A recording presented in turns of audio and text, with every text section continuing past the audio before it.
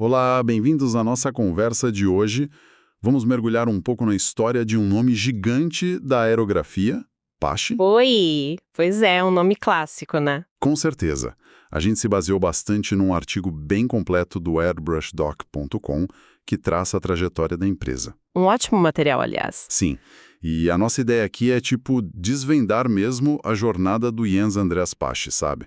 Como ele criou a companhia e o impacto que as inovações dele tiveram. E que impacto, né? Mudou muita coisa. Totalmente. Então, vamos começar com ele, o Jens Pache, imigrante norueguês, chegou nos Estados Unidos lá em 1900. Uma história de imigrante que deu certo, né? Cheia de esforço. E que esforço!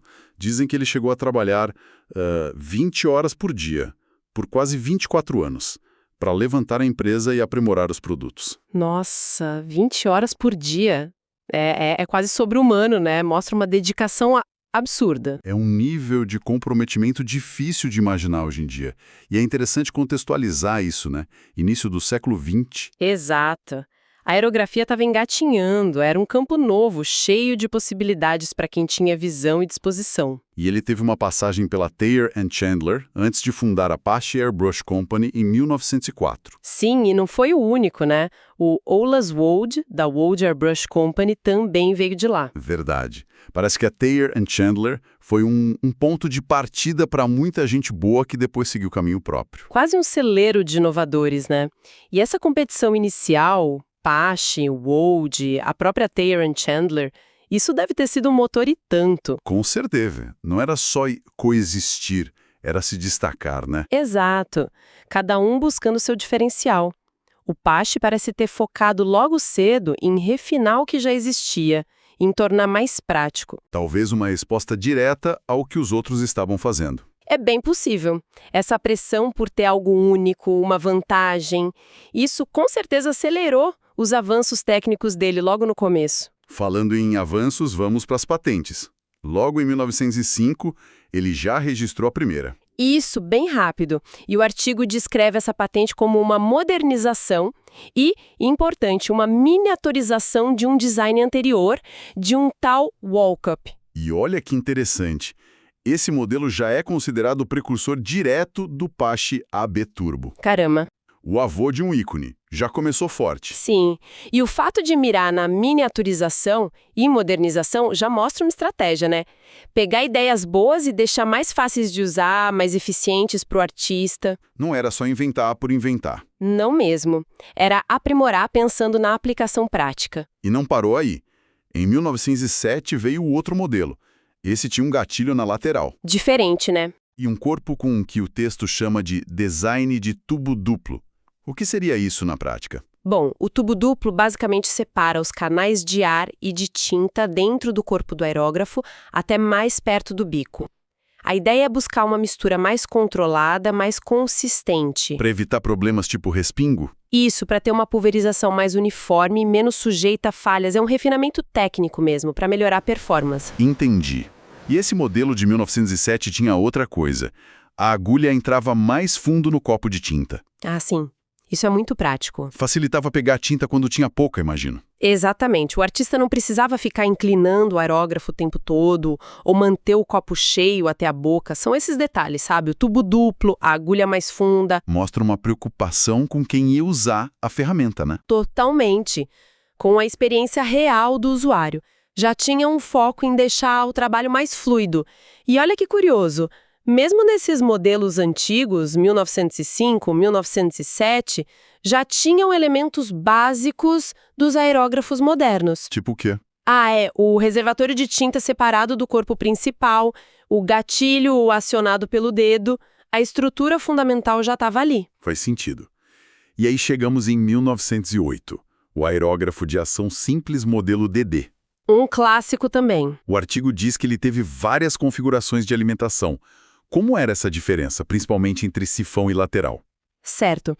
Primeiro, ação simples significa que o gatilho só controla o ar, né? A tinta era pré-ajustada. Ok, não variava com o gatilho. Isso. Aí, quanto à alimentação, a maioria dos DDs era por sifão, ou alimentação inferior. O potinho de tinta fica embaixo e o ar passando puxa a tinta para cima. Entendi. Já na alimentação lateral, o copinho encaixa do lado. Sifão é bom para frascos maiores, para cobrir áreas grandes. Lateral pode dar mais visibilidade e é comum para detalhes. O DD dava essas opções. Versátil, então. E tem uma imagem legal na fonte de um modelo posterior, o N, dos anos 20 e 30. Ah, sim. E tá lá gravado no corpo a data da patente original do DD, 25 de fevereiro de 1908. Uma prova física da longevidade desse design, né? E se a gente conecta tudo isso, esses primeiros modelos foram a base sólida da Apache. O precursor do AB Turbo, o de 1907, o DD. Eles construíram a reputação inicial. Exatamente. E tem aquela pequena nota histórica que a fonte menciona. Da data de fundação. Isso. Quase sempre fala 1904, mas alguns boletins internos da Apache depois diziam estabelecida em 1905. Pequenas discrepâncias que acontecem, né? Sim, talvez registro formal versus início real das operações. Não muda a história, mas é um detalhe interessante da pesquisa. É verdade. Bom, avançando um pouco. 1915 parece ter sido um ano importante. Teve patente de modificação e o lançamento do primeiro catálogo oficial. O Apache Airbrush Catalog, um marco. 48 páginas. E o artigo diz que 28 delas estão para download na fonte. Um achado para quem gosta do assunto. Com certeza. E a partir daí, os catálogos viraram rotina. 1923, 26, 29. E esses catálogos são mais que listas de produtos, né? Como assim? Funcionavam como marketing, claro, mas também como documentos históricos. Registravam a evolução da tecnologia da Apache ano a ano. Mostravam os modelos, as melhorias. Pra gente hoje, é como um diário da inovação deles. Faz sentido. Documentar o progresso. E o fato de existirem boletins de 29 e 30 lá no Museu do Aerógrafo em Chicago só reforça isso. E nesse período de consolidação, o James Posh inventou algo bem diferente. O Airbrush Eraser. O que era isso? Ah, o Air Eraser. Uma ferramenta muito engenhosa. Ainda existe, aliás. É, e o que faz? Em vez de jogar tinta, ele usa o ar para jogar um pó abrasivo bem fininho, tipo óxido de alumínio. A função é remover ou clarear pequenas áreas de tinta ou outros materiais. Tipo uma borracha a ar, para corrigir. Exato. Uma borracha de alta precisão, usada para correções, para criar uns destaques suaves, preparar superfícies. Uma ferramenta de correção. Isso mostra que a Apache pensava além de só aplicar tinta, né? Precisamente. A invenção do Air Eraser é super significativa por isso.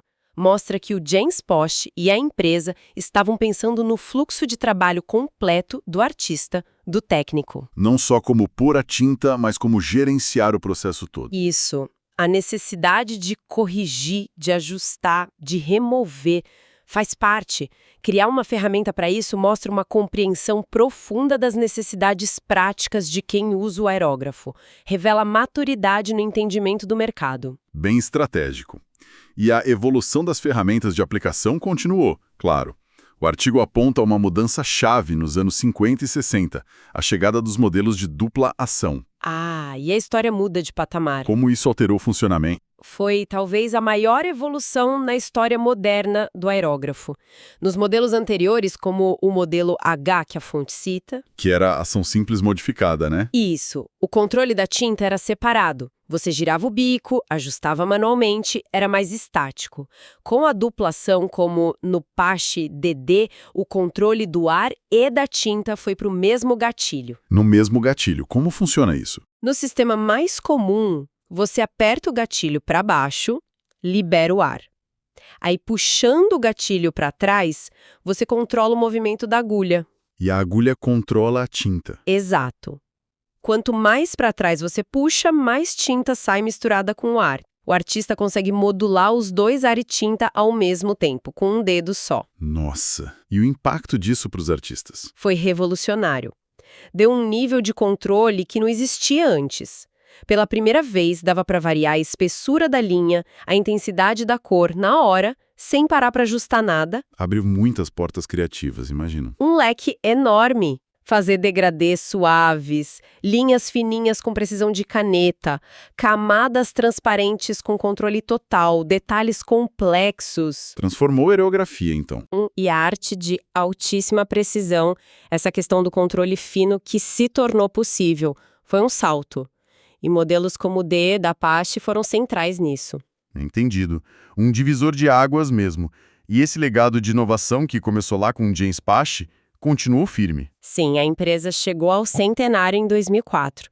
Uma marca impressionante. E continua aí firme e forte no mercado até hoje. A história física da fábrica também é interessante. Mostra crescimento e adaptação, né? Começou em Chicago em 1922, expandiu 3 vezes lá mesmo. Aí mudou para Harwood Heights, Illinois, em 84. Um lugar maior, imagino. Provavelmente. E depois, olha que curioso, em 2005, voltou para Chicago para um novo local. Essas mudanças mostram uma empresa viva, né? Se ajustando. Exato. É sinal de resiliência, de planejamento. Não é fácil atravessar décadas assim. E uma coisa notável é a continuidade familiar na gestão. O artigo diz que hoje quem administra é o neto do fundador, John Pache Patterson. Junto com a esposa, Vale, e os filhos gêmeos, Brian e Steven. Uma empresa centenária ainda com a família fundadora no comando. Isso é bem raro hoje em dia. Muito raro.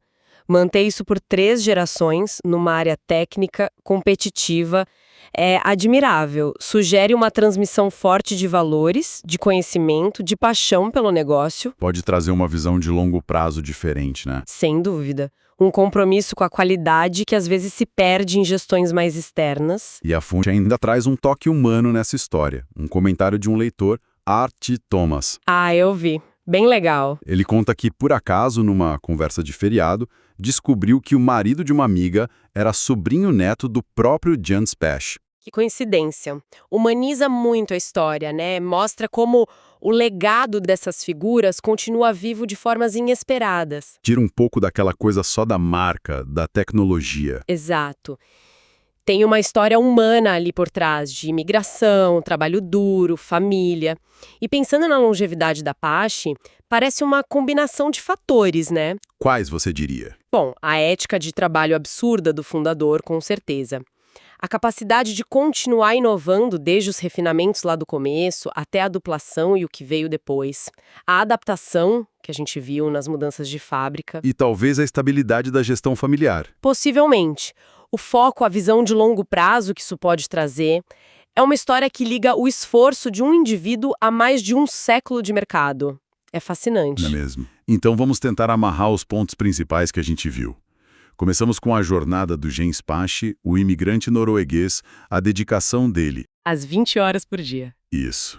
Vimos as patentes iniciais, chave, tipo a que deu origem ao Abturbo, sempre buscando modernizar, refinar. Melhorar a praticidade, né? Exato. Acompanhamos os modelos, os pioneiros já com traços modernos, o DD, de ação simples super popular, até o pulo tecnológico da duplação, com o DD sendo um exemplo forte. E não podemos esquecer do L-Razor. Verdade. A visão do processo completo, incluindo a correção. E fechamos com um legado impressionante. Empresa centenária, familiar, ativa. Mostra que Pache não é só uma marca, né?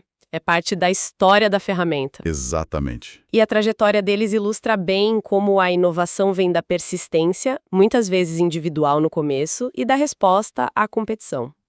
Como isso se consolida com documentação, tipo os catálogos. Que viram registros históricos. Isso. E como, com visão e adaptação, talvez ajudada pela família, um legado tecnológico se mantém por gerações.